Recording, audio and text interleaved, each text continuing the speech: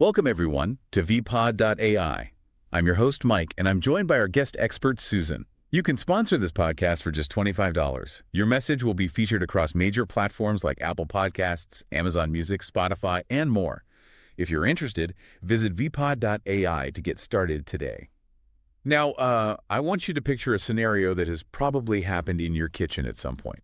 Oh, I think we all have a story about this. Right, so you've got a beautiful piece of fish or maybe a massive pile of fresh vegetables ready for a stir fry. Yeah.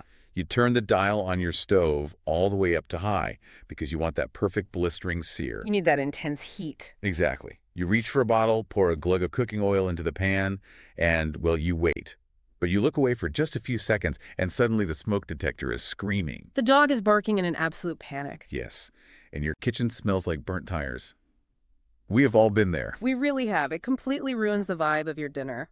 It totally does.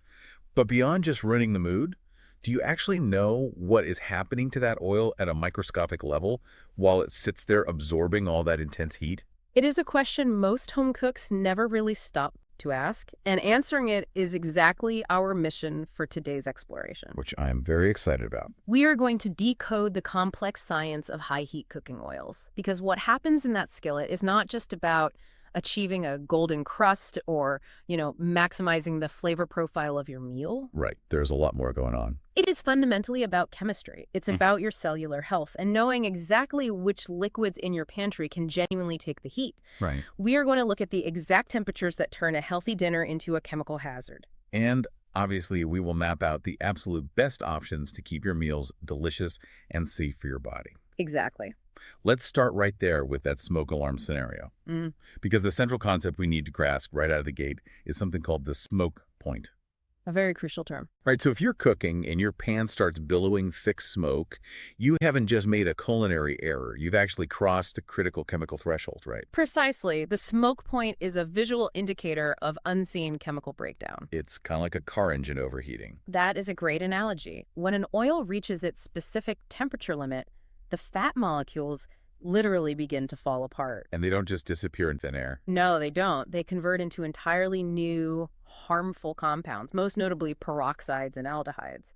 When you see that bluish, acrid smoke rising from your skillet, you are visually witnessing the real-time creation of these toxic byproducts. I hear words like peroxides and aldehydes, and my mind immediately goes to harsh industrial cleaning chemicals or biology labs. What are those compounds actually doing if they end up on my food? Think of it like building a campfire. If you build it correctly with dry wood, you get a clean, hot flame that cooks your food safely. Makes sense. But if you throw a pile of damp, rotting leaves onto that fire, you instantly get a thick, choking smoke that is full of incomplete combustion byproducts. Oh, wow. Aldehydes and peroxides are essentially those toxic byproducts, but on a microscopic molecular level.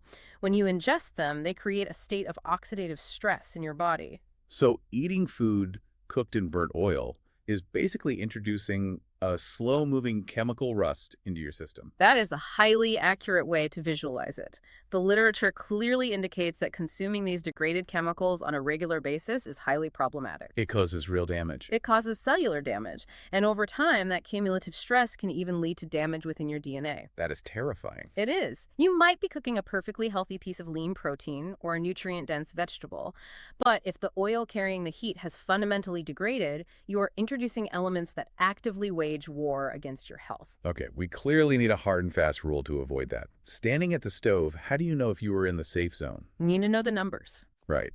And the data gives us a very specific magic number to look for, 392 degrees Fahrenheit.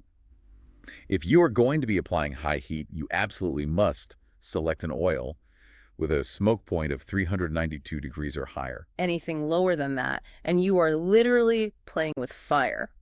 And we should be very specific about what constitutes high heat cooking so you know exactly when to apply this 392-degree rule. Yes, let's run through that. We are talking about methods like barbecuing or caramelizing. That's why I'm frying, obviously. Grilling, roasting in a very hot oven. Sautéing and searing. And even shallow frying in a skillet or stir frying.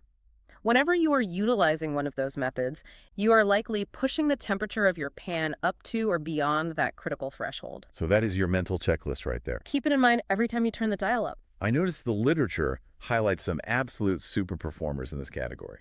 And the current undisputed champion really caught my attention because it sounds like something straight out of a sci-fi novel. It really does. It's algae oil. This stuff boasts a massive, astonishing smoke point of 535 degrees Fahrenheit. That seems almost impossibly high for a cooking oil. It is because algae oil is so new to our kitchens, scientists don't yet have comprehensive long-term data on how those specific nutrients, like the B12 or the taurine, react when they are blasted with 500 degrees of heat in a frying pan. So we know the oil itself doesn't smoke or break down into those toxic aldehydes, which is great, but the heat might be incinerating all the bonus vitamins. Exactly. We don't yet know if the extreme heat neutralizes those health benefits.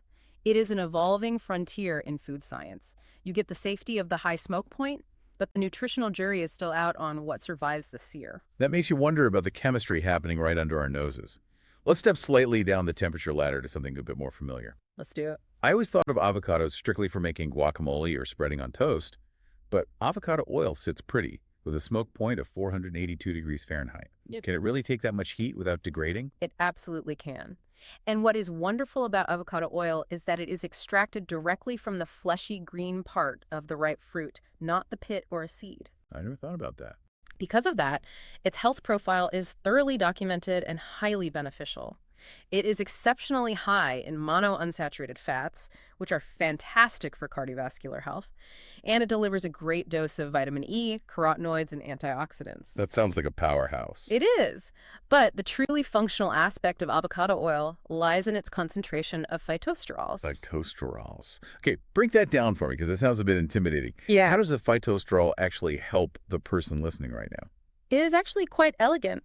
Phytosterols are structural cousins to cholesterol. Right. Imagine a game of musical chairs happening in your digestive tract. When you consume phytosterols, they rush in and sit in the chairs first. Sneaky. Very. Because your body absorbs them, they actively block the absorption of harmful cholesterol, which is then just naturally passed out of your system. So, just by weaving to sear my dinner in avocado oil, I am actively introducing compounds that block bad cholesterol from entering my bloodstream. That is a massive return on investment for a simple grocery swap. It is an incredible